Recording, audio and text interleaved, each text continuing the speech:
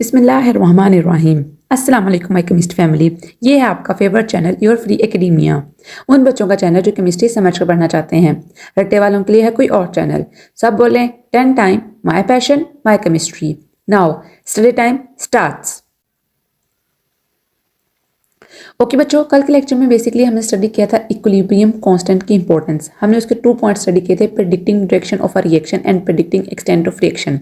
آج ہم انشاءاللہ اپنی ٹیسٹ ریزلٹ 9.1 اسٹارٹ کریں گے۔ تو لیکچر اسٹارٹ کرنے سے پہلے میں آپ سب سے ریکویسٹ کرتی ہوں کہ ویڈیو کو لائک کریں، ایک اچھا سا کمنٹ کریں، چینل کو لازمی سبسکرائب کریں اور بیل آئکن کو بھی پریس کریں تاکہ نئی آنے والی ویڈیو آپ تک فوراً پہنچ جائے۔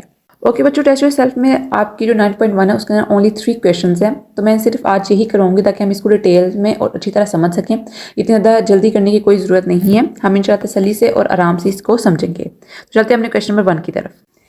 اوکے بچوں، our first question is why reversible reaction never complete؟ انہوں نے پوچھا کہ جو ریورسیبل ریئیکشن ہوتا ہے وہ کبھی کمپلیٹ کیوں نہیں ہوتا۔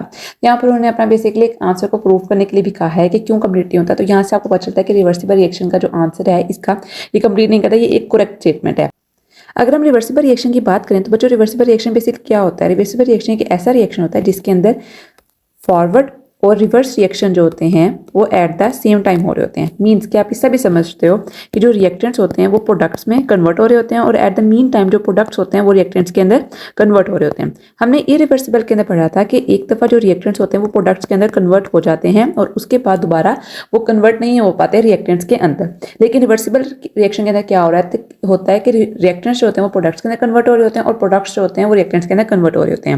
اب یہاں پر انہوں نے ہم سے یہ پوچھا ہے کہ جو ریورسیبل ریئیکشن ہوتا ہے وہ کیوں کمپلیٹ نہیں ہوتا ہے۔ تو بچے اس کا آنسر پڑھتے ہیں۔ Reversible reactions involve a dynamic equilibrium where the forward and reverse reaction occur simultaneously. اب انہوں نے یہاں پر کیا بتایا؟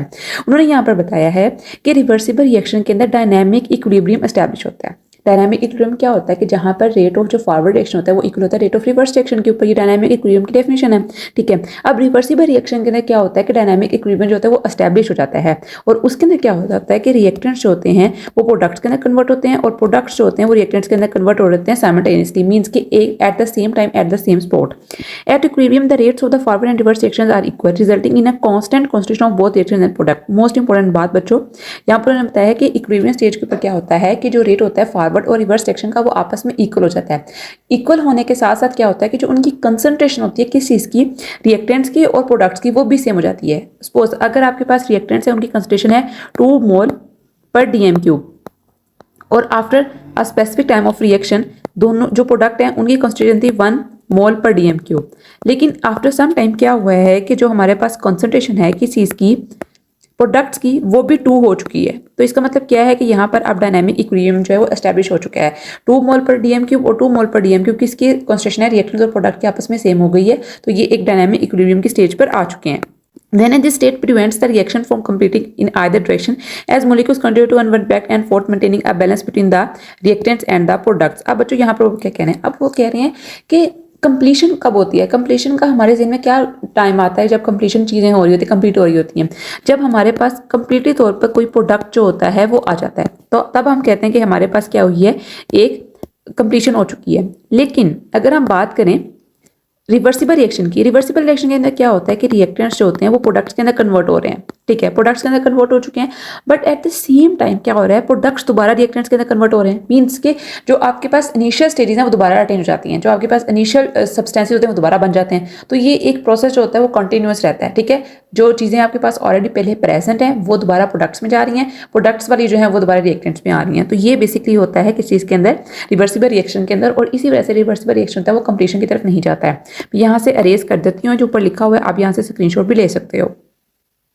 اوکے بچوں، second question is what is static equilibrium, explain with an example. بچوں اسٹیٹک ایکولیبریم بیسکلی یہ جو ٹرم ہوتی ہے یہ ہوتی ہے فزکس سے ریلیٹڈ، ہم اس کو اکثر فزکس کے اندر پڑھتے ہیں اور اس کی ایک ٹائپ ہوتی ہے میکینیکل ایکولیبریم، اس کے اندر اس چیز کو ہم پڑھتے ہیں اسٹیٹک ایکولیبریم۔ میں نے جب آپ کو ڈیفینیشن کروائی تھی اسٹیٹک ایکولیبریم کی تو میں نے آپ کو دونوں کیس میں بتائی تھی، فزکس کے کیس میں بھی اور کیمسٹری کے کیس میں بھی۔ آپ نے یہ بات یاد رکھنی ہے کہ جب بھی آپ کو کیمسٹری کے حوالے سے آئے گا تو آپ کے ذہن میں ایکولیبریم جو ہوگا وہ چیپٹر یہ والا آنا چاہیے، ٹھیک ہے۔ آپ نے اس کو فزکس کے حوالے سے اس کو اٹیمپٹ نہیں کرنا ہے اس کویشچن کو، ٹھیک ہے۔ اگر ہم فزکس کے اکارڈنگ بات کریں وہ بھی میں آپ کو بتا دیتی ہوں کہ اس کے اندر اسٹیٹک ایکولیبریم کیا ہوتا ہے۔ اس کے اندر اسٹیٹک ایکولیبریم ایک ایسی چیز ہوتی ہے، ایسی فورس ہوتی ہے جس کے اندر جو ہمارے پاس نیٹ فورس ہوتی ہے کسی بھی آبجیکٹ کی वो क्या होती है, वो जीरो होती है। मीन्स के कोई हमारे पास एक ऑब्जेक्ट है, उसके ऊपर जितनी भी फोर्स लग रही है वो इक्वल टू जीरो है। मीन्स कि उसके ऊपर कोई फोर्स नहीं लग रही, तो हम कहेंगे कि वो एक स्टैटिक इक्विलिब्रियम के ऊपर चीज़ है। लेकिन एट द सेम टाइम अगर हम बात करें केमिस्ट्री के अंदर स्टैटिक इक्विलिब्रियम क्या होता है, तो पढ़ते हैं static equilibrium can refer to a system where the concentration of reactant and products remains constant over time. कहते हैं स्टैटिक इक्विलिब्रियम अगर हम केमिस्ट्री में देखें तो ये एक ऐसी स्टेट होती है इक्विलिब्रियम की जहां पर जो कॉन्सेंट्रेशन होती है रिएक्टेंट्स की और प्रोडक्ट्स की remain constant over time. Means के एक टाइम तक, मीन्स के काफी ओवर टाइम से मुराद यहाँ कह रहे हैं कि किसी भी आप स्पेसिफिक टाइम को रखो, सपोज आप 10 मिनट्स के अंदर चेक कर रहे हो, तो आप 10 मिनट्स तक अगर तो हमारे पास रिएक्टेंट्स और प्रोडक्ट्स की कॉन्सेंट्रेशन जो है वो सेम रह रही है, ठीक है, तो हम क्या कहेंगे, वो एक स्टैटिक इक्विलिब्रियम में है। रिवर्सिबल रिएक्शन हो रहा है, रिएक्टेंट्स प्रोडक्ट्स में कन्वर्ट हो रहे हैं और प्रोडक्ट्स जो हैं वो रिएक्टेंट्स में कन्वर्ट हो रहे हैं। एट द सेम टाइम हमारे पास यहाँ पर डायनामिक इक्विलिब्रियम भी एस्टैब्लिश हुआ है, क्योंकि कॉन्सेंट्रेशन जो है वो रिएक्टेंट्स और प्रोडक्ट्स की सेम हो चुकी है। बट अगर आप उस चीज़ को, रिएक्शन को चेक करो, उसको कीनली ऑब्जर्व करो, तो क्या हो रहा है, जो रिएक्टेंट्स की कंसंट्रेशन है वो इक्वल हो चुकी है किसके, प्रोडक्ट के, और काफ़ी देर तक, मीन्स के आप 10 मिनट्स तक उसको चेक कर रहे हो और वो सेम ही है। अगर तो वो सेम ही रहेगी तो वो हमारे पास क्या होगी स्टेट, वो होगी स्टैटिक इक्विलिब्रियम की एक state. It occurs when the forward and reverse reaction in a reversible chemical reaction reach a point where the rates are equal. At this equilibrium, there is no net change in concentration of substance involved, and the system appears static in terms of concentration changes, even though individual molecule continue to undergo reaction in both direction. आप कहते हैं कि यहाँ पर क्या होता है कि जो individual molecules होते हैं वो तो reaction कर रहे होते हैं, ठीक है, जो मतलब कि एक सपोज नाइट्रोजन का मॉलिक्यूल है वो रिएक्शन कर रहा है किसी ऑक्सीजन के मॉलिक्यूल के साथ और एक स्टेट में आ गया है इक्विलिब्रियम के। लेकिन अगर स्टैटिक इक्विलिब्रियम की बात करें तो जो कॉन्सेंट्रेशन होगी नाइट्रोजन और ऑक्सीजन के मॉलिक्यूल्स की, वो क्या होगी, वो सेम हो जाएगी। लेकिन जो मॉलिक्यूल्स होंगे वो अभी भी आपस में कम्बिनेशन कर रहे होंगे, ठीक है, और वो रिएक्शन को थोड़ा बहुत रन करवा रहे होंगे, ठीक है। अब अगर इसकी एग्जाम्पल देखें हम, एग्जाम्पल में बेसिकली आती है नाइट्रोजन डाइऑक्साइड की, NO2 की और N2O4 की। NO2 और N2O4, ठीक है, ये एक रिवर्सिबल रिएक्शन है जिसके अंदर क्या होता है कि नाइट्रोजन ऑक्साइड डाइऑक्साइड जो होती है वो कन्वर्ट हो जाती है किसके अंदर, नाइट्रोजन डाइनाइट्रोजन टेट्रा ऑक्साइड के अंदर, और ये आपस में डीकम्पोजिशन करती है और दोबारा इसके अंदर कन्वर्ट हो जाती है। अब इसके अंदर क्या होता है कि देखो आप, NO2 जो होती है बेसिकली वो उसका कलर जो होता है वो ब्राउन होता है, जबकि N2O4 कलर जो होता है वो कलर होता है। मैंने आगे लिखा भी हुआ है, फिर मैं आपको समझाती भी हूँ। कहते हैं कि हम इसके अंदर स्टैटिक इक्विलिब्रियम को कैसे ऑब्जर्व करेंगे। आप इमेजिन करो कि आपके पास एक सील्ड कंटेनर है। सील्ड करने के मैंने पहले बताया था कि ऐसा कोई आप समझ लो आपके पास कंटेनर जिसके ऊपर कोई ढक्कन वगैरह दिया हुआ है, ठीक है। तो इसके अंदर क्या हो रहा है कि ना हमारे पास कोई चीज़ें अंदर एंटर हो रही है, ना कोई चीज़ें बाहर जा रही है। मैंने आपको इसकी एग्जाम्पल बहुत अच्छे तरीके से समझाई थी जब हमने हाइड्रोजन आयोडाइड की एग्जाम्पल देखी थी, आप वो लेक्चर देख सकते हो, ठीक है। अब यहाँ पर क्या हो रहा है कि NO2 जो आती है वो कन्वर्ट हो रही है नाइट्रोजन टेट्राऑक्साइड के अंदर और N2O4 डिकम्पोज हो रही है नाइट्रोजन डाइऑक्साइड के अंदर। तो इसका मतलब क्या है कि इन दोनों के दरमियान जो इनकी कंसंट्रेशन होती है ना हमारे पास, वो इक्वल हो जाती हैं। अब इनकी कंसंट्रेशन जब इक्वल हो गई है और आप काफ़ी टाइम तक इनको चेक करो, 10 to 15 मिनट से चेक कर रहे हो और उनकी कंसंट्रेशन जो है वो सारी की सारी सेम है, तो हम क्या कहेंगे, हम यही कहेंगे कि हमारे पास एक स्टैटिक इक्विलिब्रियम स्टेट में आ चुकी है। अब यहाँ से इसको थोड़ा सा पढ़ते हैं, आप इसका रिएक्शन लिख लो जो मैंने ऊपर लिखा हुआ है, ठीक है। Initially, in a sealed container, the concentration changes, the reaction proceeds. However, when equilibrium is reached, the rate of forward and reverse reactions are equal. At this point, the color of gas nitrogen dioxide remains brown and N2O4 remains colorless, remains constant, indicating a dynamic but static equilibrium where the concentration stabilizes the despite among ongoing molecular transformations. के हमारे पास जो molecules हैं वो convert हो रहे हैं, means के आपके पास जो थी हमारे पास नाइट्रोजन डाइऑक्साइड प्रेजेंट थी, ठीक है, वो कन्वर्ट हो रही है नाइट्रोजन टेट्रा ऑक्साइड के अंदर, ठीक है। ये एक रिएक्शन हो रहा है, ठीक है। आपको जो कलरलेस और ब्राउन फ्यूम्स नजर आ रहे हैं आपकी गैस के अंदर, सील्ड कंटेनर के अंदर, वो ये शो कर रहे हैं कि रिएक्शन हो रहा है। लेकिन एक ऐसा टाइम आएगा कि आपको लगेगा कि आप तो रिएक्शन कंप्लीटली तौर पर खत्म हो चुका है, मीन्स कि अब तो जितनी कंप्लीशन रिएक्टेंट से प्रोडक्ट्स बने थे वो खत्म हो चुके हैं। लेकिन जब आप उसको क्लीनली ऑब्जर्व करोगे तो क्या होगा कि आपको नजर आएगा कि आपके पास जो कंसंट्रेशन है ना किसी इसकी नाइट्रोजन डाइऑक्साइड की और डाइनाइट्रोजन टेट्राऑक्साइड की, वो इक्वल हो चुकी है। और वही स्टेज हमारे पास किस चीज़ की होगी, वो होगी स्टैटिक इक्विलिब्रियम की स्टेट। ओके बच्चों, last question is why the amount of products and reactants don't change at equilibrium in reversible reaction. उन्होंने पूछा है कि जो रिएक्टेंट्स और प्रोडक्ट्स की अमाउंट होती है वो एक इक्विलिब्रियम के अंदर क्यों चेंज नहीं होती है। तो पढ़ते हैं बच्चों, in a reversible reaction at equilibrium the rates of forward and reverse reaction becomes equal, that results in a dynamic balance where the reactants continuously transform into products and products revert to react at the same rate.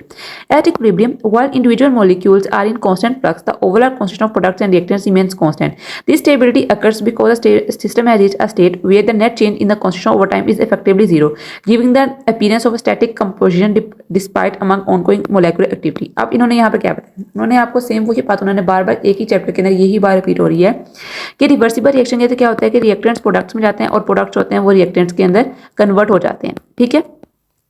और eight the same time यहाँ पर आपके पास क्या होता है, एक dynamic equilibrium या equilibrium की स्टेट स्टैब्लिश हो जाती है। अब उन्होंने क्वेश्चन में आपसे पूछा है कि जो प्रोडक्ट और रिएक्टेंट्स की अमाउंट है वो चेंज क्यों नहीं होती इक्विलिब्रियम के अंदर। तो आपको पता है कि इक्विलिब्रियम के अंदर क्या होता है कि रिएक्टेंट्स और प्रोडक्ट्स जो कंसंट्रेशन होती है हमारे पास वो इक्वल हो जाती है, ठीक है। जो जितनी चेंजिंग हो रही होती है रिएक्टेंट की प्रोडक्ट्स के अंदर और प्रोडक्ट्स की रिएक्टेंट्स के अंदर वो आपस में क्या हो जाती है, वो इक्वल हो जाती है, जिसकी वजह से हमारे पास जो अमाउंट होती है प्रोडक्ट और रिएक्टेंट की वो चेंज नहीं होती। इक्विलिब्रियम ने स्टैब्लिश ही उस वक्त होना जब हमारे पास प्रोडक्ट्स और रिएक्टेंट्स की कॉन्सेंट्रेशन जो होती है या अमाउंट जो होती है वो इक्वल हो जाती है। अगर अमाउंट इक्वल नहीं होगी तो हमारे पास इक्विलिब्रियम के स्टैब्लिश होने की वजह ही नहीं होगी। और उसके बाद उन्होंने स्टैटिक इक्विलिब्रियम के बारे में लिखा है, लेकिन कहते हैं कि अगर आप कुछ टाइम तक इस चीज़ को ऑब्जर्व करो, किस चीज़ को कि अमाउंट जो है वो रिएक्टेंट्स और प्रोडक्ट्स की इक्वल हो रही है आप फॉर अबाउट 10 मिनट्स और 20 मिनट्स, तो क्या हो रहा है वहाँ पर एक स्टैटिक इक्विलिब्रियम की स्टेट आ रही है कि वहाँ पर उनकी कंसंट्रेशन और अमाउंट सब कुछ बराबर हो चुका है, लेकिन रिएक्शन अभी भी जा रहा है, मोलेकुलर ट्रांसफॉर्मेशन अभी भी हो रही हैं। मैं यहाँ से रिमूव करती हूँ, आप इसका स्क्रीनशॉट भी ले सकते हो। ओके बच्चों, आज हमने सॉल्व किया test result 9.1। I hope so कि आपको इसकी अच्छी तरह समझ आई होगी। No doubt it was all about the previous concept that we have studied, लेकिन मैंने कोशिश की है कि मैं आपको उसी तरह समझाऊं जैसे मैं फर्स्ट टाइम आपको समझाती हूँ। तो बच्चों कल मिलते हैं एक नई लेक्चर वीडियो के साथ, तब तक के लिए फी अमान अल्लाह।